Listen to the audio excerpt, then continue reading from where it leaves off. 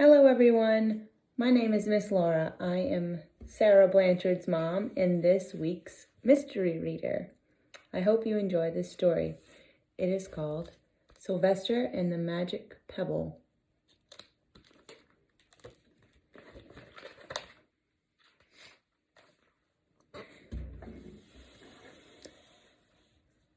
Sylvester Duncan lived with his mother and father at Acorn Road in Oatsdale. One of his hobbies was collecting pebbles of unusual shape and color. On a rainy Saturday during vacation, he found a quite extraordinary one.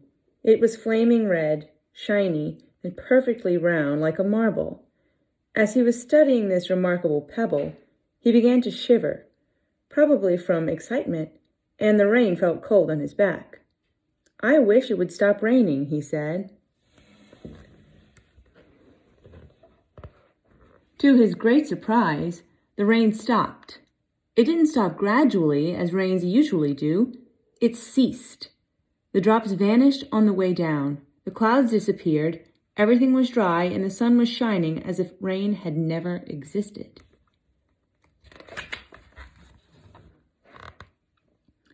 In all his young life, Sylvester had never had a wish gratified so quickly. It struck him that magic must be at work, and he guessed that the magic must be in the remarkable-looking red pebble, where indeed it was. To make a test, he put the pebble on the ground and said, "I wish it would rain again." Nothing happened, but when he said the same thing holding the pebble in his hoof, the sky turned black. There was lightning and a clap of thunder, and the rain came shooting down. "What a lucky day this is," thought Sylvester. "From now on, I can have anything I want. My father and mother can have anything they want. My relatives, my friends, and anybody at all can have everything anybody wants." He wished the sunshine back in the sky, and he wished a wart on his left hind fetlock would disappear. And it did. And he started home, eager to amaze his father and mother with his magic pebble. He could hardly wait to see their faces. Maybe they wouldn't even believe him at first.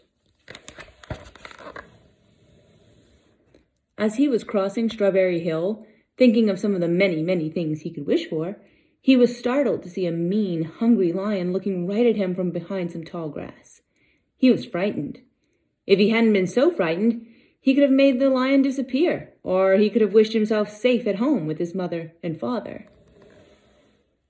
He could have wished the lion would turn into a butterfly or a daisy or a gnat. He could have wished many things, but he panicked and couldn't think carefully. "I wish I were a rock," he said, and he became a rock. The lion came bounding over, sniffing the rock 100 times, walked around and around it, and went away confused, perplexed, puzzled, and bewildered. "I saw that little donkey as clear as day. Maybe I'm going crazy," he muttered. And there was Sylvester, a rock on Strawberry Hill, with the magic pebble lying right beside him on the ground, and he was unable to pick it up. "Oh, how I wish I were myself again," he thought, but nothing happened. He had to be touching the pebble to make the magic work, but there was nothing he could do about it. His thoughts began to race like mad. He was scared and worried. Being helpless, he felt hopeless. He imagined all the possibilities and, eventually, he realized that his only chance of becoming himself again was for someone to find the red pebble and to wish that the rock next to it would be a donkey. Someone would surely find the red pebble. It was so bright and shiny. But what on earth would make them wish that a rock were a donkey? The chance was 1 in a billion at best. Sylvester fell asleep. What else could he do? Night came with many stars. Meanwhile, back at home, Mr. and Mrs. Duncan paced the floor, frantic with worry. Sylvester had never come home later than dinner time. Where could he be? They stayed up all night, wondering what had happened, expecting that Sylvester would surely turn up by morning. But he didn't, of course. Mrs. Duncan cried a lot, and Mr. Duncan did his best to soothe her. Both longed to have their dear son with them. "I will never scold Sylvester again as long as I live," said Mrs. Duncan, "no matter what he does." At dawn, they went about inquiring of all of the neighbors.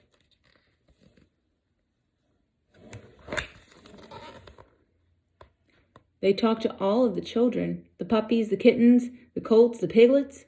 No one had seen Sylvester since the day before yesterday. They went to the police. The police could not find their child. All the dogs in Oatsdale went searching for him. They sniffed behind every rock and tree and blade of grass, into every nook and gully of the neighborhood and beyond, but found not a scent of him. They sniffed the rock on Strawberry Hill, but it smelled like a rock. It didn't smell like Sylvester. After a month of searching the same places over and over again, and inquiring of the same animals over and over again, Mr. and Mrs. Duncan no longer knew what to do. They concluded that something dreadful must have happened, and that they would probably never see their son again, though all the time he was less than a mile away. They tried their best to be happy, to go about their usual ways, but their usual ways included Sylvester, and they were always reminded of him. They were miserable. Life had no meaning for them anymore. Night followed day, and day followed night, over and over again. Sylvester on the hill woke up less and less often. When he was awake, he was only hopeless and unhappy. He felt he would be a rock forever, and he tried to get used to it.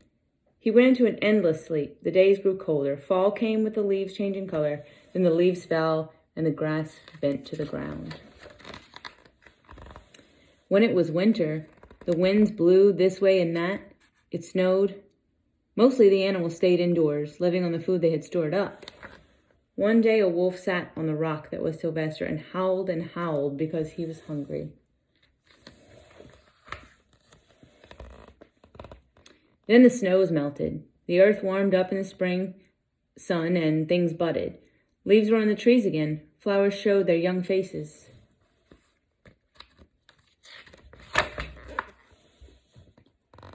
One day in May, Mr. Duncan insisted that his wife go with him on a picnic. "Let's cheer up," he said. "Let us try to live again and be happy, even though Sylvester, our angel, is no longer with us." They went to Strawberry Hill. Mrs. Duncan sat down on the rock. The warmth of his own mother sitting on him woke Sylvester up from his deep winter sleep. How he wanted to shout, "Mother, Father, it's me, Sylvester, I'm right here." But he couldn't talk. He had no voice. He was stone dumb. Mr. Duncan walked aimlessly about while Mrs. Duncan set out the picnic food on the rock. Alfalfa sandwiches, pickled oats, sassafras salad, Timothy compote. Suddenly, Mr. Duncan saw the red pebble. "What a fantastic pebble," he exclaimed. Sylvester would have loved it for his collection. He put the pebble on the rock. They sat down to eat. Sylvester was now as wide awake as a donkey that was a rock could possibly be. Mrs. Duncan felt some mysterious excitement. "You know, Father," she said suddenly, "I have the strangest feeling that our dear Sylvester is still alive and not far away." I am, Sylvester wanted to shout, but he couldn't. If only he had realized that the pebble resting on his back was the magic pebble. "Oh, how I wish he were here with us on this lovely May day," said Mrs. Duncan. Mr. Duncan looked sadly at the ground. "Don't you wish it too, Father?" she said. He looked at her as if to say, "How can you ask such a question?" Mr. and Mrs. Duncan looked again at each other with great sorrow. "I wish I were myself again. I wish I were my real self again," thought Sylvester. And in less than an instant, he was. You can imagine the scene that followed. The embraces, the kisses, the questions, the answers, the loving looks, and the fond exclamations.